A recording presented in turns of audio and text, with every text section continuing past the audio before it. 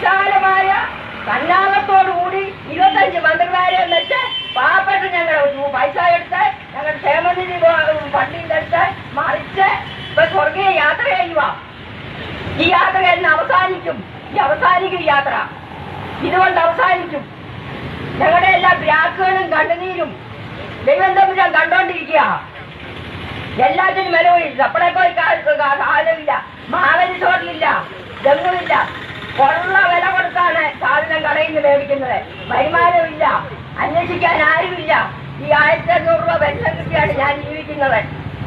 ഇപ്പോൾ തൊഴിലുറപ്പ് ചെയ്താണ്. എന്റെ മകൻ മരിച്ചിട്ട് ഇന്ന് ഈ മാസം 3 വർഷമാകും.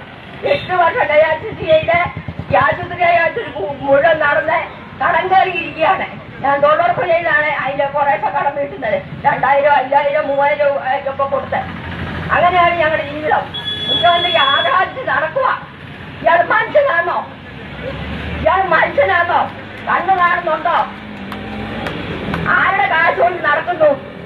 പാവപ്പെട്ട നിങ്ങളെ അല്ല, കുടുംബ സ്വത്തൊന്നും അല്ലല്ലോ. ആണോ? ഓരോന്നിനും വില കയറ്റി ഞങ്ങളെ പിഴിഞ്ഞെടുത്ത് തൊഴിലുറപ്പിന് വിട്ട് അതിന്റെ ഒരു വിഹിതം എടുത്ത് 333 ഉണ്ടെങ്കിൽ 300 തരും. 33 ഇല്ല.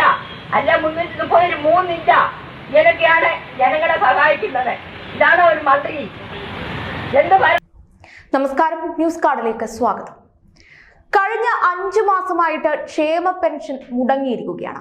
എന്നാൽ അതിന്റെ തെല്ലും ഉളുപ്പില്ലാതെ നവകേരള സദസ് എന്ന പേരും പറഞ്ഞ് ധൂർത്തടിച്ച് ഊരു ചുറ്റി നടക്കുന്ന പിണറായി സഖാവിനെയും കൂട്ടരെയും കാണുമ്പോൾ പുച്ഛം മാത്രമേ സാധാരണ ജനങ്ങൾക്ക് തോന്നുന്നുള്ളൂ.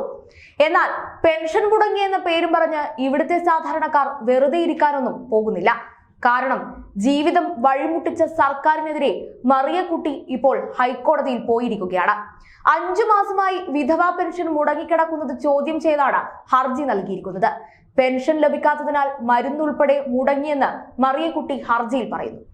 മറിയക്കുട്ടിയുടെ ഹർജി പരിഗണിച്ച ഹൈക്കോടതി സർക്കാരിന്റെ വിശദീകരണം ആരാഞ്ഞിരിക്കുകയാണ്. നമുക്കറിയാം, പെൻഷൻ മുടങ്ങിയതിന്റെ പേരിൽ പ്രതിഷേധിച്ചതിന്റെ പേരിൽ മറിയക്കുട്ടിയെ CPM-ഉം ദേശാഭിമാനിയും വേട്ടയാടിയത് നാം എല്ലാവരും കണ്ടതാണ്. നേരിടേണ്ടി വന്നത് സമാനതകളില്ലാത്ത ആക്രമണമായിരുന്നു. മറിയക്കുട്ടിക്ക് 2 വീടുണ്ടെന്നും അതിലൊന്ന് വാടകയ്ക്ക് കൊടുക്കാതിരിക്കുകയാണെന്നുമായിരുന്നു മറിയക്കുട്ടിക്കെതിരെ CPM ഉന്നയിച്ച ആരോപണം. ഇവർക്ക് 1.5 ഏക്കർ സ്ഥലമുണ്ടെന്നും മകൾ വിദേശത്താണെന്നുമുള്ള പ്രചാരണവും ഉണ്ടായി. പാർട്ടി അനുയായികളും പാർട്ടി പത്രവും സൈബർ ഗുണ്ടകളും വളഞ്ഞിട്ട് ആക്രമിച്ചിട്ടും 87-കാരിയായ മറിയക്കുട്ടി ഒരടി പിന്നോട്ട് പോയില്ല. വ്യാജ പ്രചാരണങ്ങൾക്കെതിരെ തല ഉയർത്തി തന്നെ പോരാടുകയായിരുന്നു. പാർട്ടി പത്രത്തിന് ഒടുവിൽ മാപ്പ് പറയേണ്ടി വരികയും ചെയ്തു.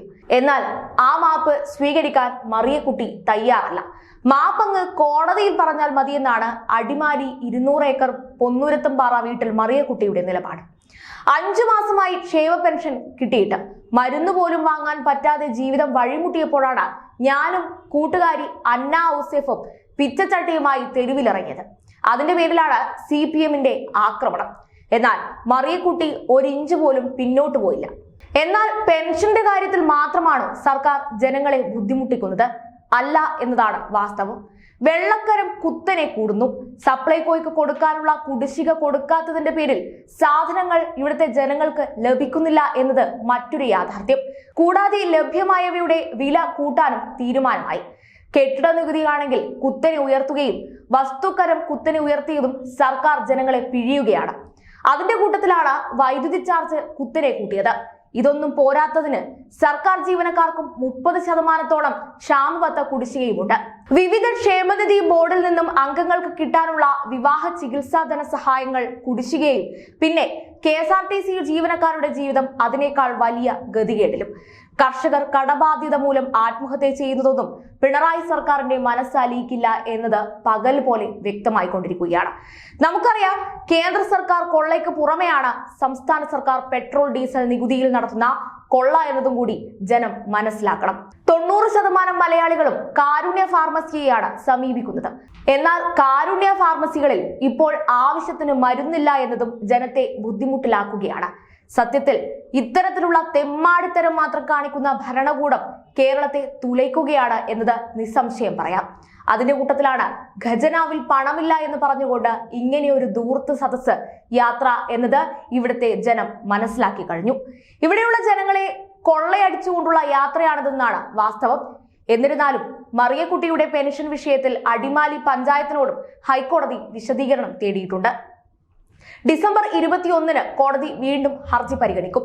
കോടതി ഇടപെട്ട് മുടങ്ങിക്കിടക്കുന്ന പെൻഷൻ തുക പുതുവത്സരത്തിന് മുൻപ് ലഭ്യമാക്കാനുള്ള നടപടികൾ സ്വീകരിക്കണമെന്നും ഹർജിയിൽ ആവശ്യപ്പെട്ടിട്ടുണ്ട്. ജൂലൈ മാസത്തിലെ പെൻഷനാണ് അവസാനമായി ലഭിച്ചത്. മാസാമാസം ലഭിക്കുന്ന 1600 രൂപയിൽ നിന്നാണ് മരുന്നുൾപ്പെടെയുള്ള ആവശ്യ സാധനങ്ങൾ വാങ്ങിയിരുന്നത്. പെൻഷൻ മുടങ്ങിയതിനാൽ ജീവിതം വഴിമുട്ടിയ അവസ്ഥയിലാണെന്നും മറിയക്കുട്ടി ഹർജിയിൽ പറയുന്നു.